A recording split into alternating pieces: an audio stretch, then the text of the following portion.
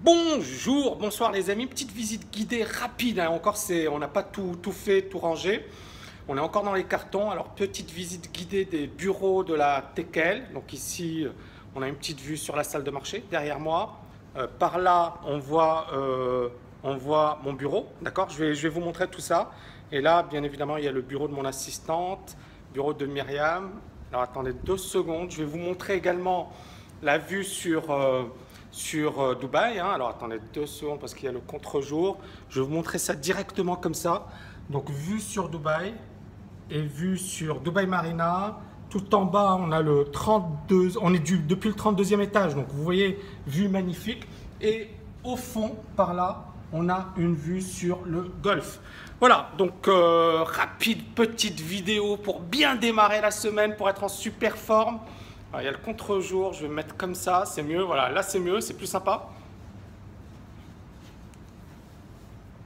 Ok.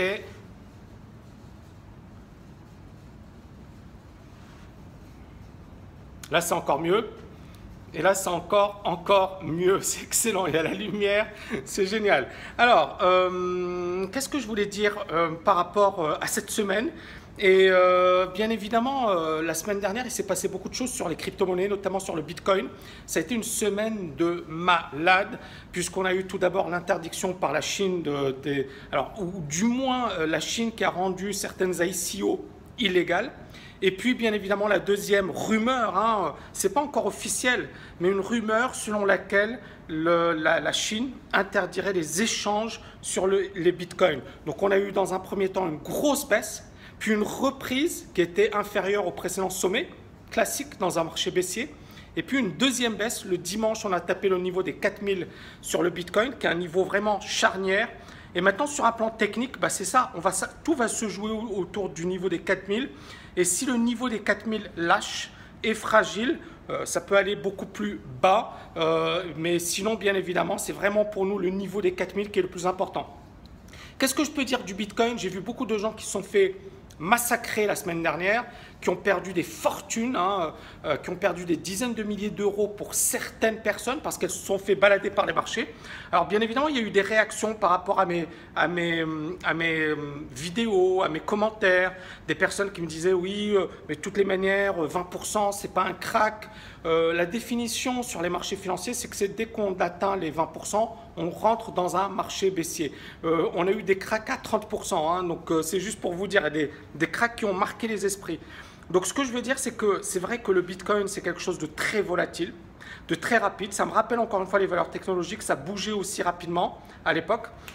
Donc c'est ça le truc, c'est que ça va très vite, c'est extrêmement dangereux et ça veut dire qu'il ne faut pas utiliser de levier avec ce type de marché.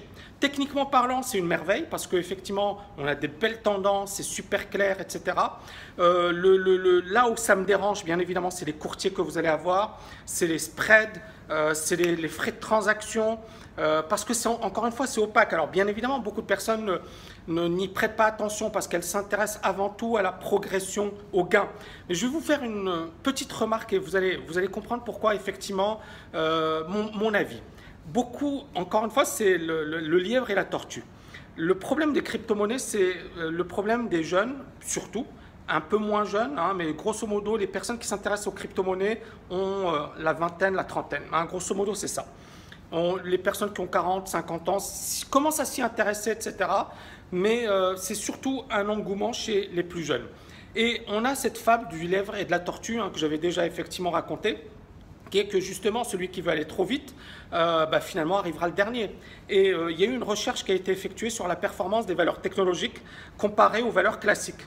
Et on s'est rendu compte en bourse, hein, un investissement long terme. Donc si par exemple vous prenez, je ne sais pas moi, Microsoft et je ne sais pas moi, Facebook, Amazon, et vous comparez la performance donc des valeurs technologiques, des valeurs de croissance, aux valeurs défensives, type McDo, Disney, etc. Le premier réflexe, c'est de se dire Facebook, c'est mieux, Google, c'est mieux, Amazon, c'est mieux. On est d'accord. C'est normal, c'est notre premier réflexe, c'est de dire finalement les valeurs de croissance, ce sont celles qui génèrent le plus d'argent à long terme. C'est faux. Les valeurs qui génèrent le plus d'argent à long terme, ce sont les valeurs traditionnelles. Ce sont les valeurs défensives. Pourquoi? Parce qu'elles sont plus stables, plus régulières, il y a moins de faillites, il y a moins d'à-coups. Et donc, sur le long terme, le différentiel de performance atteint les 2%, 3%. D'accord? C'est-à-dire que la performance des valeurs traditionnelles est supérieure à celle des valeurs de croissance. Ça peut être contre-intuitif, mais c'est la vérité. Ça a été prouvé par de nombreux travaux de recherche.